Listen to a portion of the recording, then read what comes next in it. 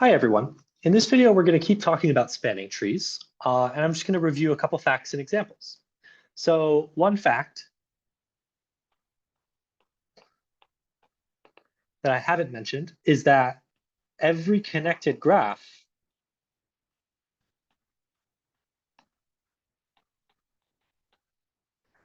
has a spanning tree.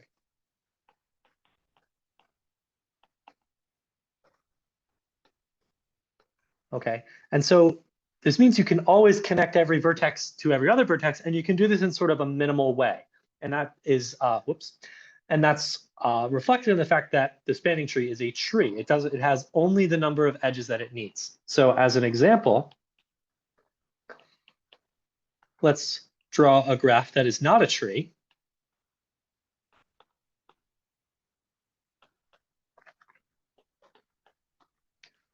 Okay, so here, this is going to vary. You can already tell this isn't a tree because we have a circuit, A, E, B, and then back to A. And then if I just draw more,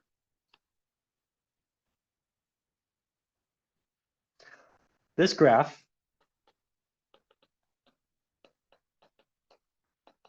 is not a tree.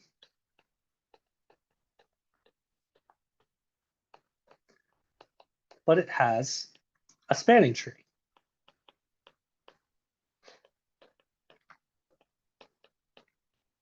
Okay, and how do we find the spanning tree? Well, let's just draw the vertices.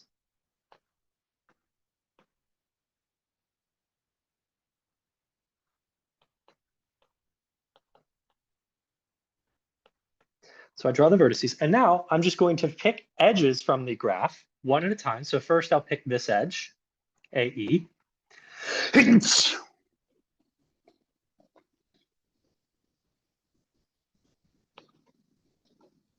Draw an AE, okay? And then I'll just keep picking new edges to draw in and as long as I don't create any circuits, eventually I'll just get a tree. So then E to D I'll do, and then I'll do B to F. Doesn't matter, you can pick any one you want.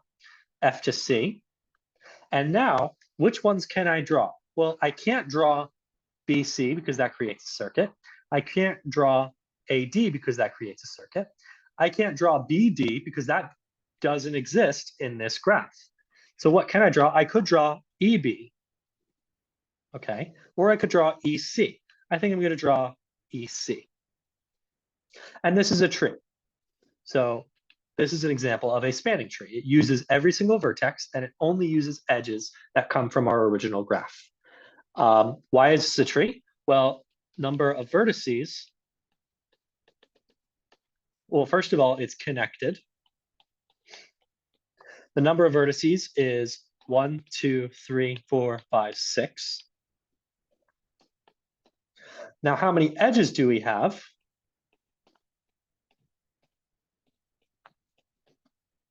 Well, let's count. 1, 2, 3, 4, 5.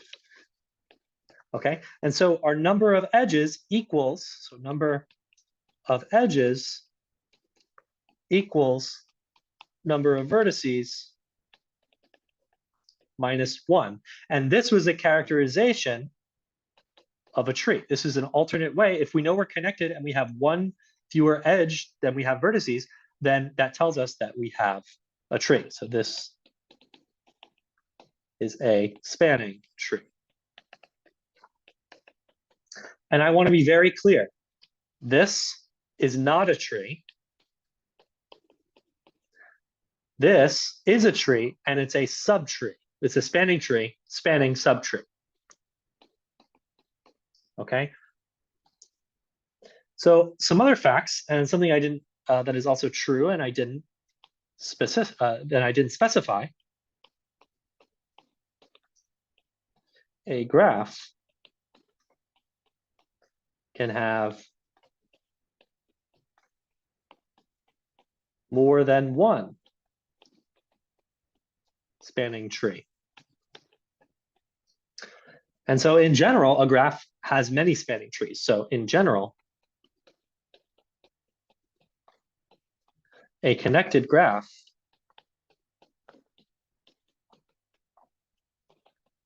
will have many spanning trees.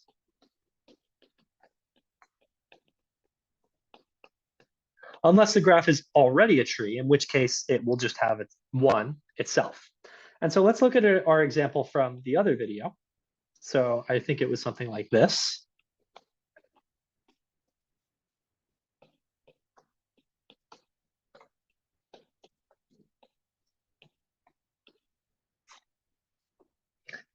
Yeah, this. And then I'll do, yeah, just this example. Okay, and so this is not a tree. One way to see this, we can count vertices and edges, but we also see, hopefully, that we have a circuit right here. So it's not a tree. And then one of the spanning trees, so a spanning tree, and I think this is the one we saw in the last video. So we draw all of our vertices.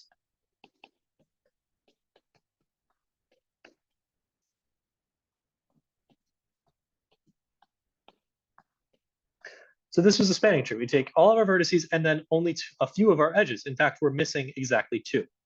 And so we have another spanning tree.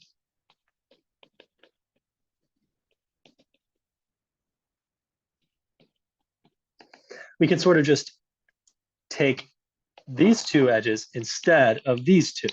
So we'll do A, B, C, D, E, F.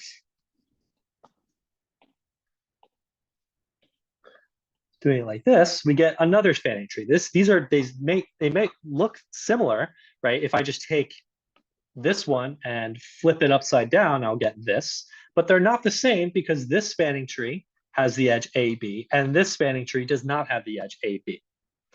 What are more? Well, another one. A, B, C, D, E, F. Well, I could just do something like that. I could also do something like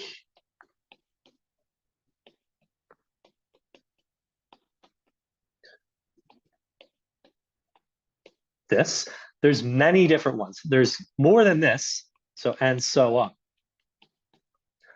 Okay, so there's many different spanning trees of this single graph. This is not a tree, but it has many spanning trees and many subtrees that use all of the vertices. And so right now,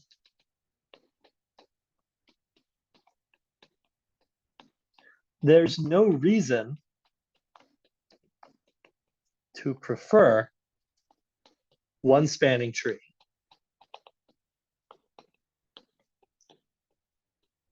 over another. I might think, maybe you think that this one looks more pleasant or is more aesthetically appealing than this one, maybe. But as far as spanning trees go, there's no way to distinguish them in terms of this one's better and this one's worse. In the next video, we will talk about what we can do to put some sort of value on these spanning trees and see, okay, this one is, in a sense, more optimal than another. But that'll be in the next video. That's all for this video.